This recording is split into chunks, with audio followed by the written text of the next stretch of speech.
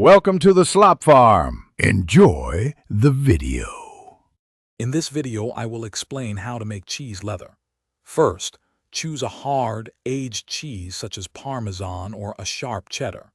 Grate approximately 2 cups of your chosen cheese very finely. This fine grating helps the cheese melt evenly.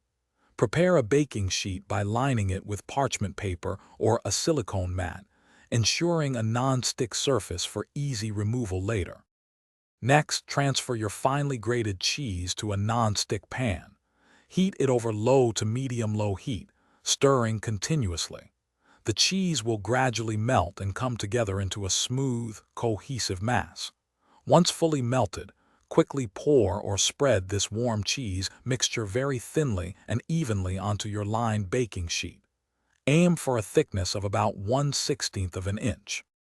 Now place your baking sheet into an oven preheated to 250 degrees Fahrenheit. Bake the cheese for approximately 20 to 30 minutes. Keep a close eye on it. The edges should turn a beautiful golden brown and the center should feel firm to the touch. Once baked, remove the sheet from the oven and let the cheese leather cool completely. It will crisp up as it cools.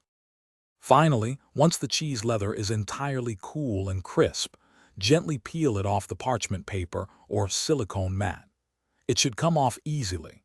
You can then break or cut the cheese leather into various shapes or sizes, perfect for snacking or garnishing. Store your finished cheese leather in an airtight container at room temperature for up to 1 week to maintain its crisp texture. Thanks for watching. Consider subscribing if we helped you today.